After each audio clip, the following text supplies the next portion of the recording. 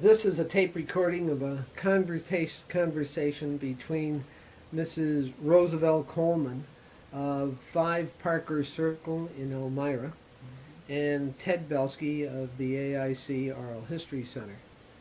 The date is June 21st, 1991, and the interview is taking place at the request of the Chemung County Historical Society. Mrs. Coleman, I want to thank you very much for making yourself available for this conversation, both on behalf of the Historical Society and myself. Could we begin? Let me ask you, when did your family come into the Elmira area, and what brought them here? As I said before, my father was a minister, and he was assigned the Elmira Church, and that must have been in 1906. Is that right? Yeah. Sure. Yeah, it must have been that time. As well as I can remember. Yes. 1906. My father was assigned to the Elmira Church. And we moved to Elmira. I'm sure it was 6. It might have been before. I'm not sure. Well, we can check that out, and that's certainly close enough.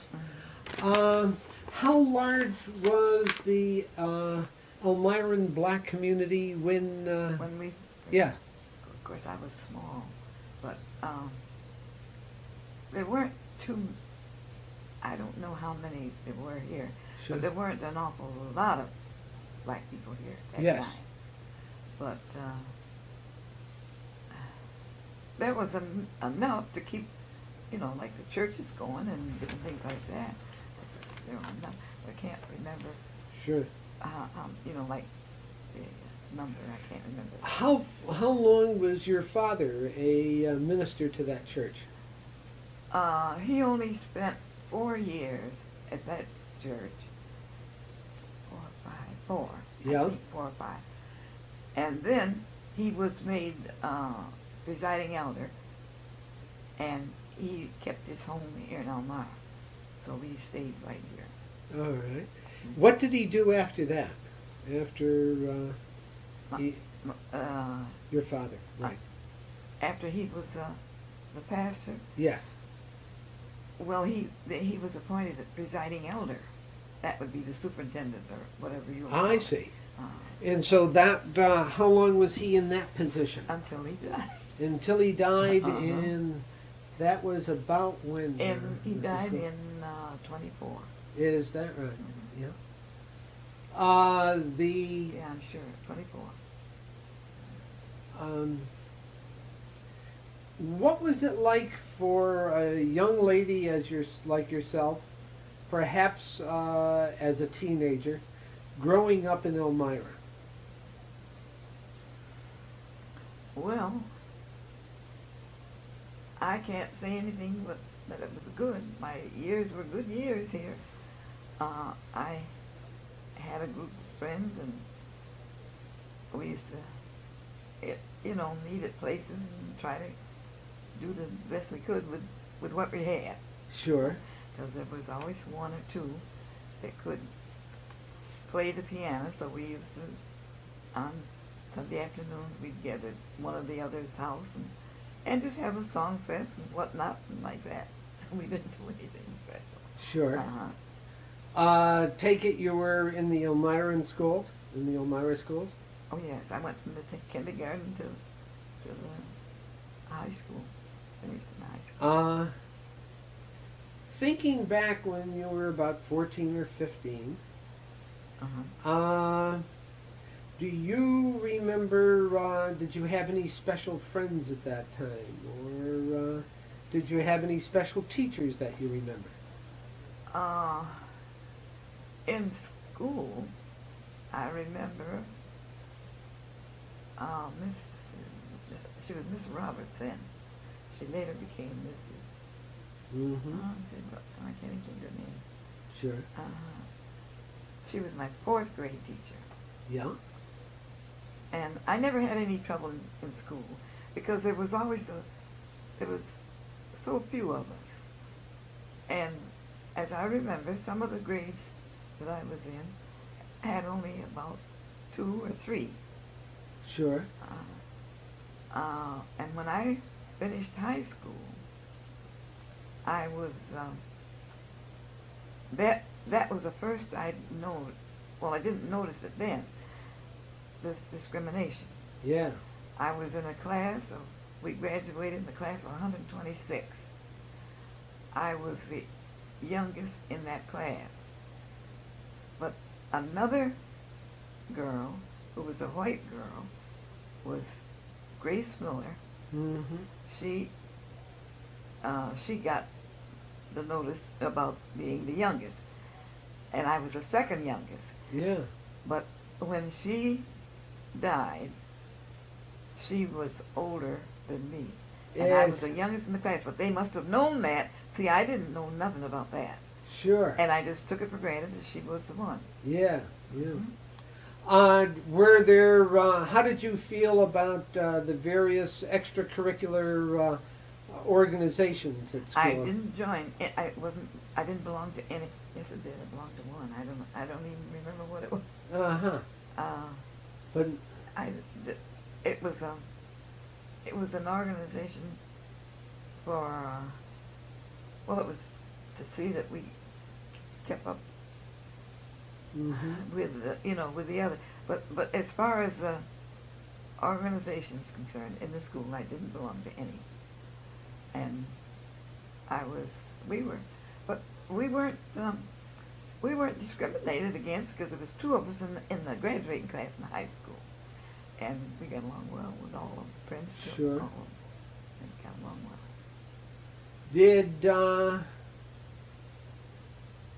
Did you belong to any organizations outside of the school?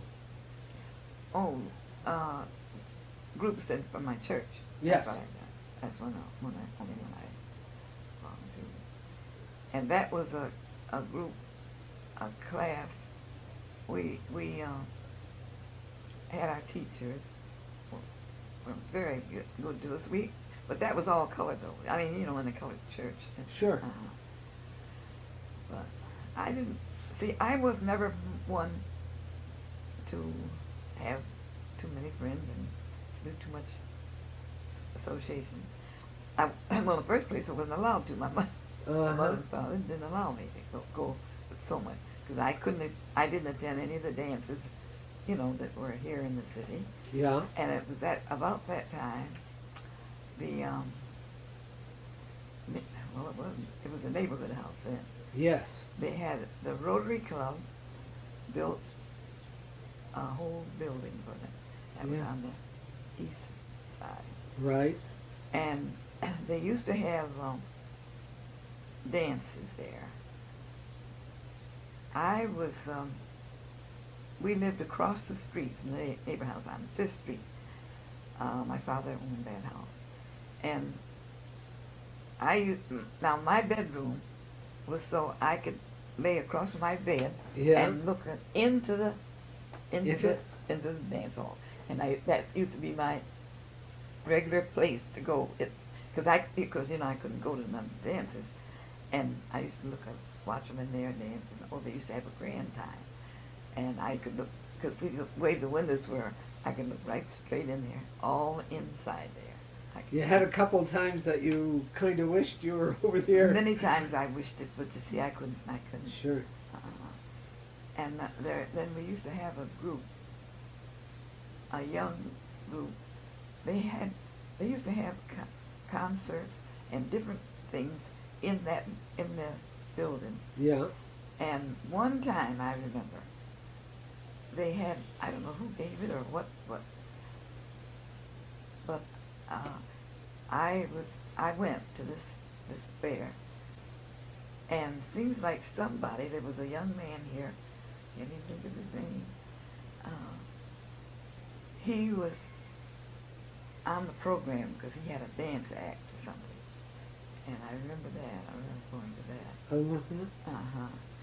What about in the church? Were there any activities in the church that you participated in? None at that time, other than the regular Sunday school and class meetings and things like that. Nothing. Mm-hmm. See, at that time, the churches didn't have no they weren't involved with outside things like they are now. Right. Because at that time there was nothing but your church, and you was involved in that. When did you first learn about prejudice? It never really struck me. I didn't know.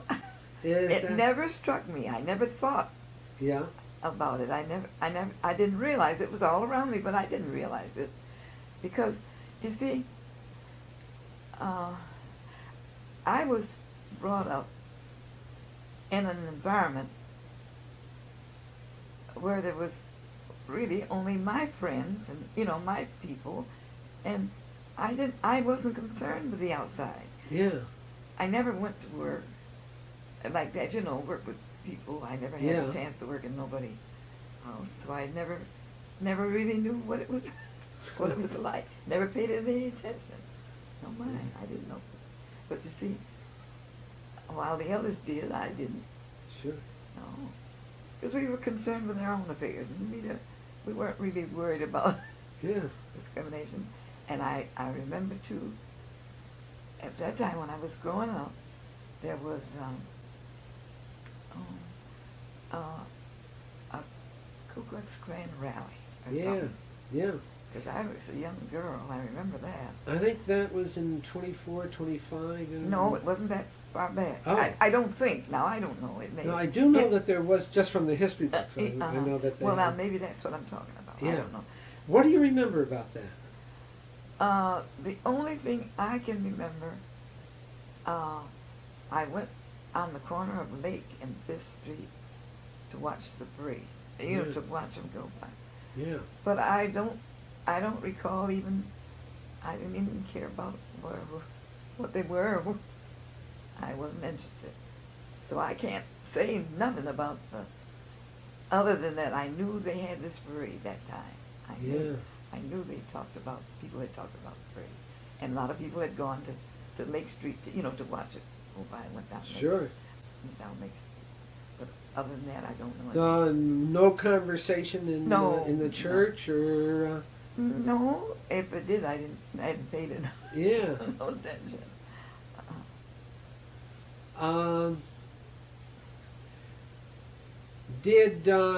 Were there any of your friends who wanted to continue with high school that didn't have an opportunity?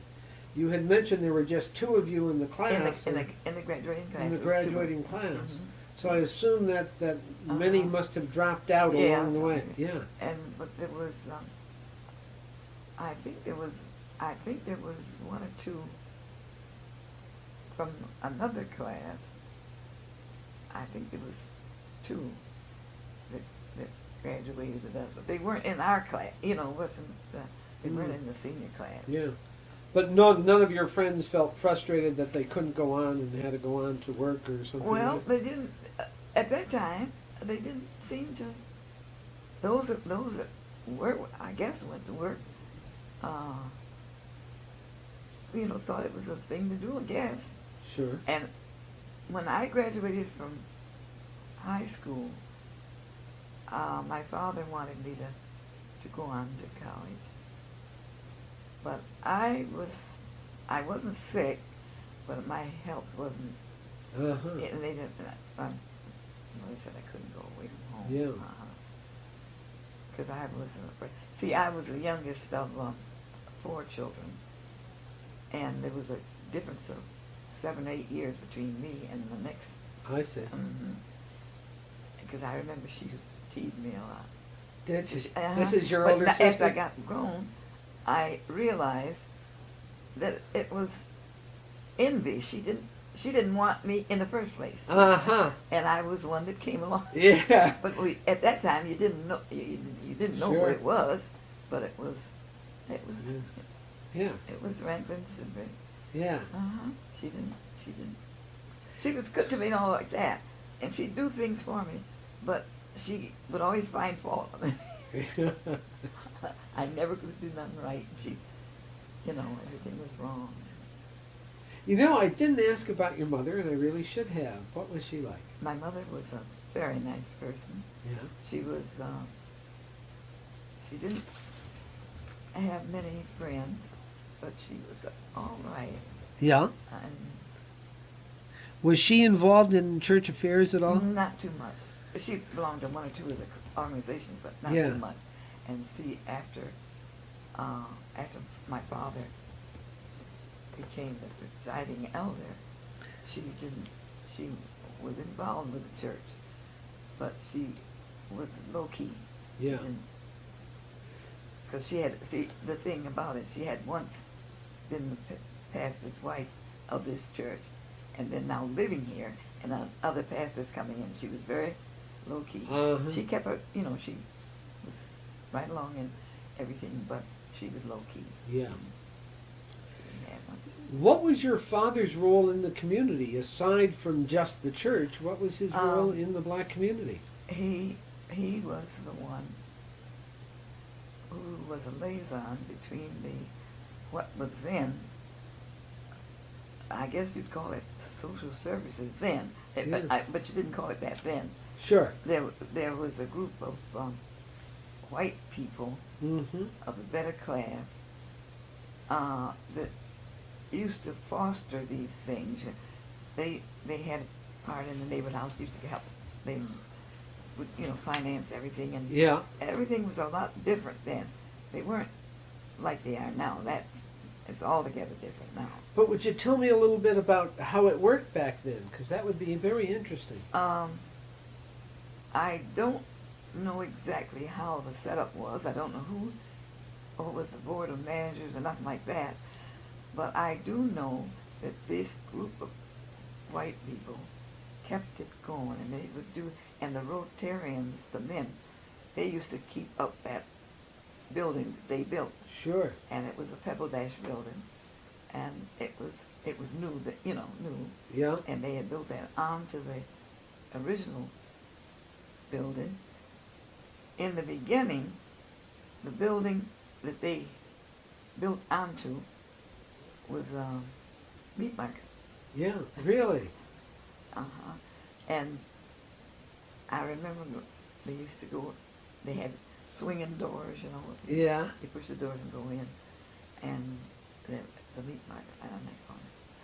And that house, they took that house and built this building onto that house.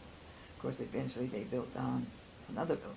They built a 3-story building, and that was the one, Mm-hmm. and that stayed there until, I don't know when they must have taken it down. No, they took it down before the flood. Yeah. I don't know when that was. But it was, and they supported it, and they used to have volunteers, and you had classes in there. Oh, it was a busy place. Yeah. All kinds of, they had archery. I can remember the man. Yeah. Archery that was downstairs in the basement. And they had cooking classes and sewing classes, and they had volunteers of the colored community. Yeah. Used to volunteer, because I remember 2 of the ladies who used to be the cooks used to volunteer Mhm. teaching the cooking classes. And it was an active place, busy place, Yeah. always crowded with young students. And they had things for older people too. They had Mother's Club was there, Yeah. and different things that kept them busy. Sure. And they were financed by this group of people. I can't even think of none of their names, and I know them very well, but Yeah. I don't remember none of their names. I can't even think of the man that was he was the head of the, I don't know what they called him then, I don't know whether he was called supervisor, but he was a man that had been in the service. Yeah. And he ran that place strictly business. And you didn't, the kids didn't do the things they do now. They didn't mess the buildings up and Sure. wire the walls Yeah. and things like that. And they had all kinds of classes and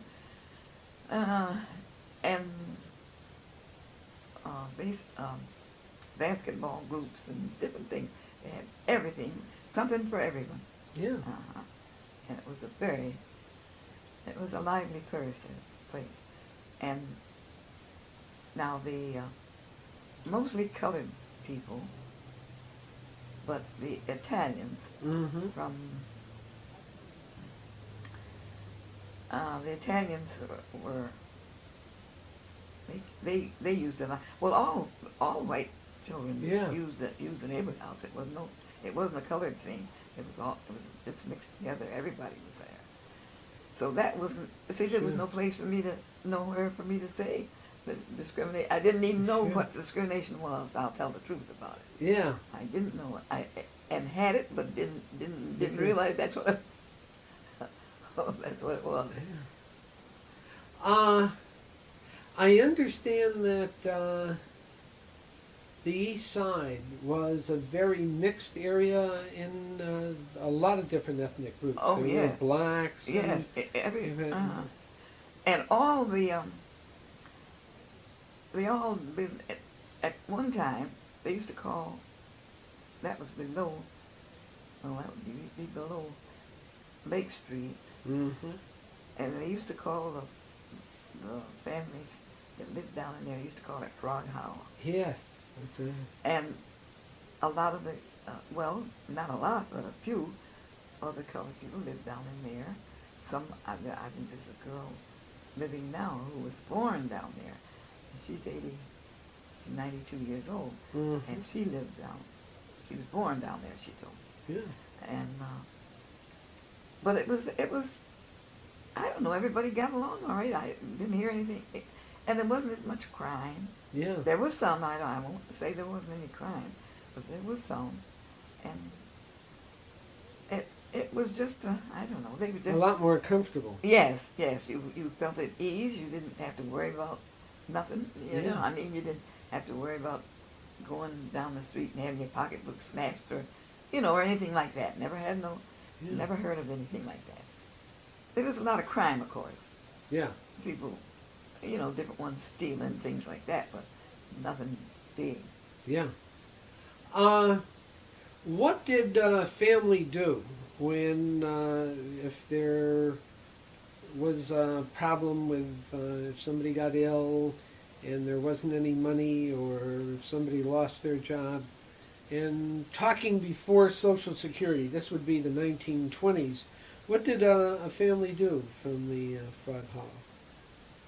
Well, they usually managed, because the ones that had jobs that had them a long time, and they managed to get along very well. Most of them owned their own home Uh-huh. and lived down there. Yeah.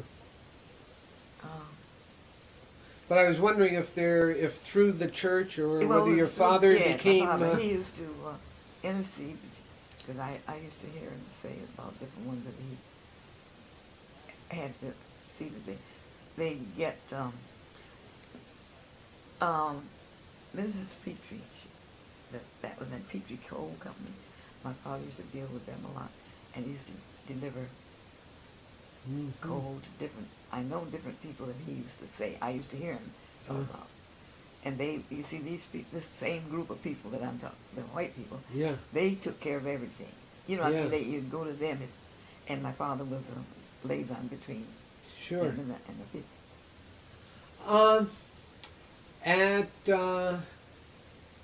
After high school, you got married. I got married. Yeah. And where did you live after you got married? With my mother and father, right with them until she died, and then we had the house and we were alone. Sure. When did you get involved with the registrar? 1955. And I worked from 55 to 85. is that right? Mm-hmm. You got to know the community very well. Quite well. I knew everybody's name and everybody that around there. I did. Sure.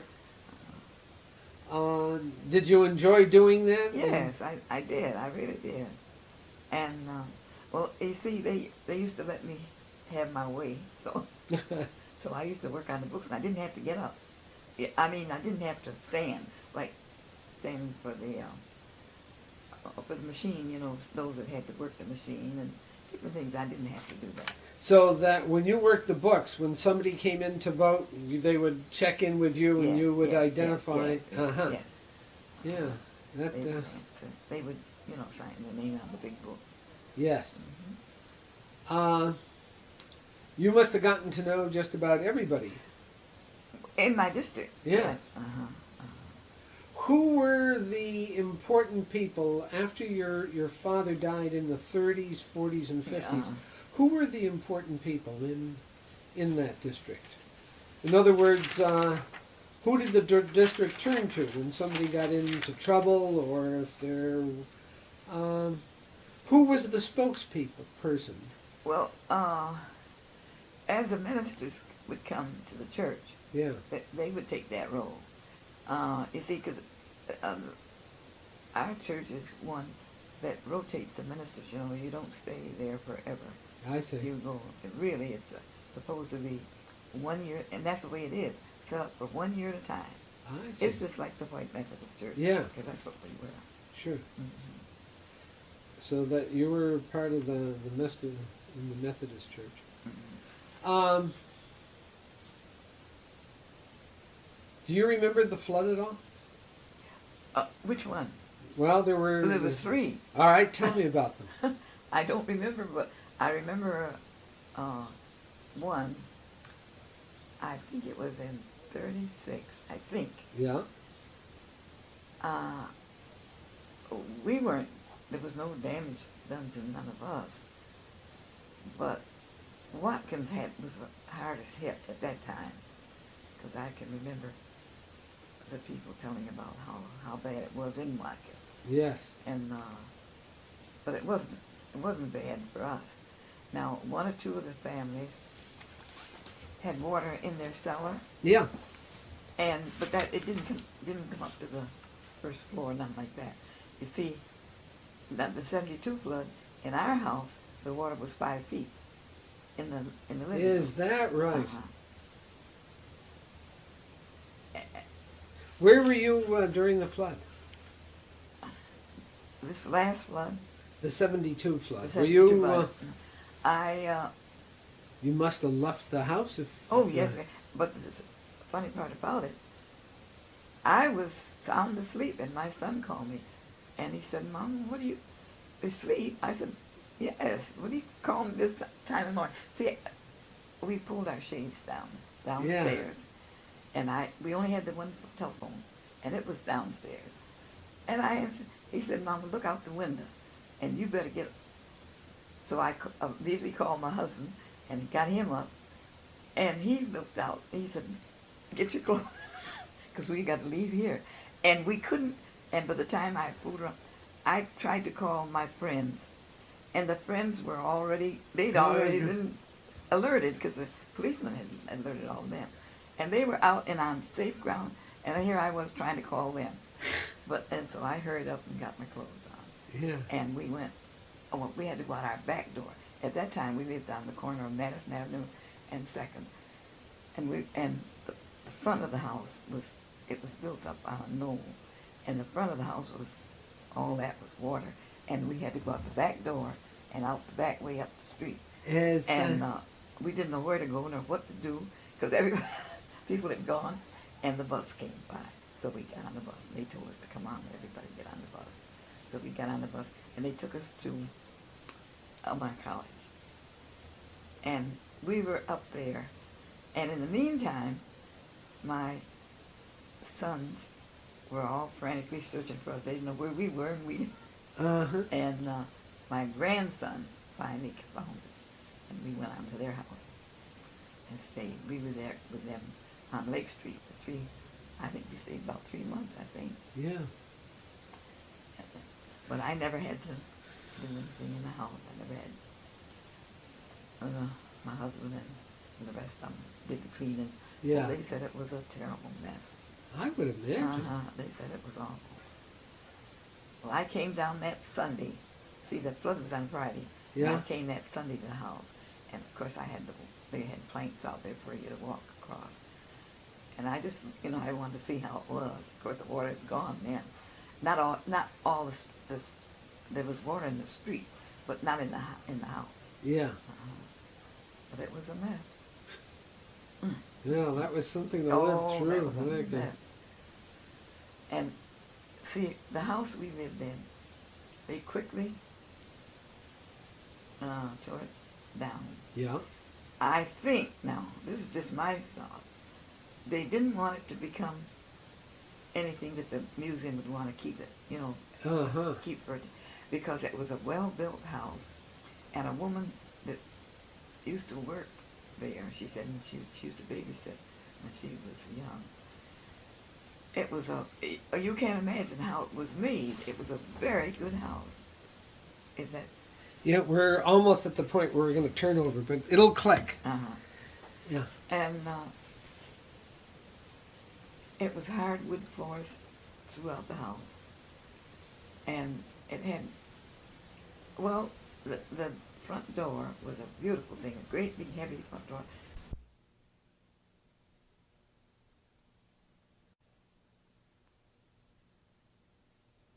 You were telling me about the house that was caught in the flood and how well built it was. Yes. Yeah. It was, the foundation was all stone, and it had, of course it had furnace and everything. Yeah. But it was a well-built house, and it was nice, and it had something up on the top. And after we realized what happened, they tore it down right quick and got it out of the way. And the ice house is there now. Is. They asked me when they used to come to interview, they asked me what I would want to see there in that place. I said, anything but a gas station. Yeah. I guess a nice house is not a gas station. How did the flood change the black community? Oh, they were scattered everywhere. Yeah. You never knew where anybody lived. The churches suffered. Our church suffered real bad because I don't think it wasn't no water damage. I don't think there's much damage to the church, but it scattered the membership. Yeah. Because they had to find places. They went everywhere, over in Southport and down in, well, they moved them out from down in on Washington Avenue down in there. Mm-hmm. But they went everywhere. They were all over. Some of them bought houses in different places. And now my son's mother-in-law, they bought up on Water Street. Yeah. In the 600 block. Well, you see, when people were buying the houses, trying to get the houses, because they gave you money to help you, pay whatever you could, they didn't realize that taxes were twice as high. Yeah. They didn't realize that. They didn't realize that everything else was be a little higher. But they had to have somewhere to go. They had to have a house. They had to have somewhere to live. Yeah. And it was a terrible time. But they come out of it all right. Sure. In the end. Right before the flood occurred was the period in which the 60s and Martin Luther King and some of the reform movements that were going on in the national scene. How much were you aware of Martin Luther King's movement, and how did it influence you at all back here in Elmira? Yes, because the people here became aware of it, and when they marched, lots of people here, the busloads came, and colored and Yeah, sure. all of them went to Washington. They did for that grand Yes, march on the mall. Yeah. And then you see they sort of stirred things up, and you heard more about Martin Luther King, and you saw, well, there was evidence of his, being everywhere. They posters and, well, people were just, well, they were all ready for Yeah. whatever came. They were ready for it, whatever Sure. it was. In Elmira, in the '60s, you started to elect a lot of, I don't want to say a lot, but a number of black officials.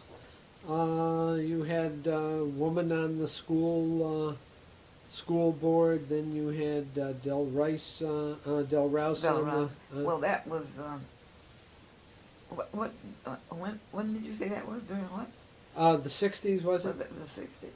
No, that was the '70s? Yes, it must have been because Sure.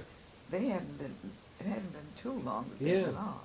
Okay. So I think, now, No, that, uh, can you remember where you were when Martin Luther King was assassinated? Do you remember where you were when you heard about it? oh, no, let's see. Do you No, I can't remember where I was. Right. Can you remember where you were when President Kennedy was assassinated? Yes, I was right upstairs in the minister's house Yeah? and watching television. Is that right? And saw everything. Oh dear, what's the man's name that killed? They killed him. Sure.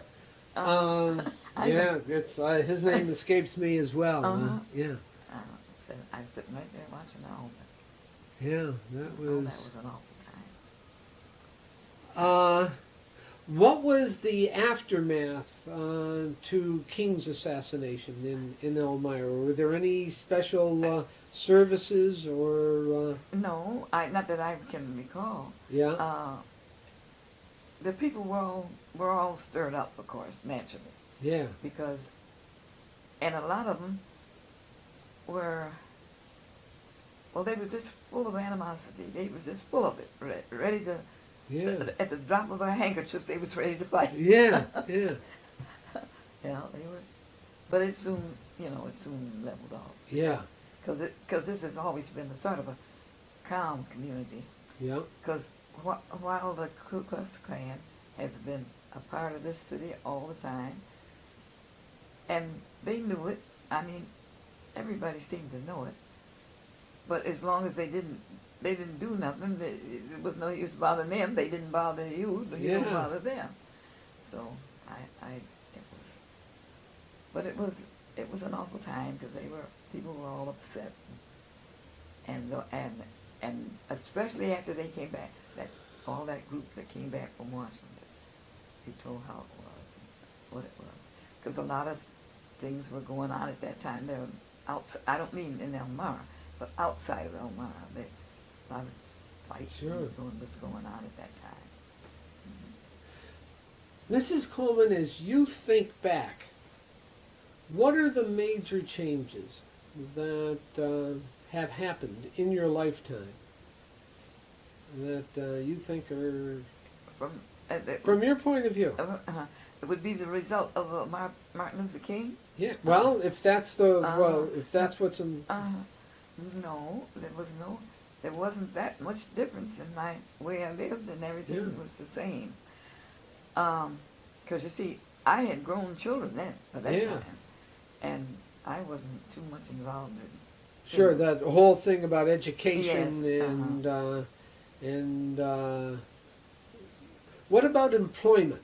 They did. Everybody was about, because at that time, no, I don't know. I guess Rand had moved out by that time. Rand, I don't know what they call Rand Manufacturing Company or what. Yeah. But anyhow, that employed a lot of people. And at that time, they moved out because they said if they had another strike, they was going. Uh-huh. And they did. And they went. That was an Mhm. awful blow Sure. to Elmira. And there's going to be a tough time in Elmira. Now that's this era I'm talking about. Yeah. Right. There are so many people have risen up against the city allowing a discount to Mm-hmm. artistic car company. I can't think of the man's name. Oh. And know him okay. very well. Sure.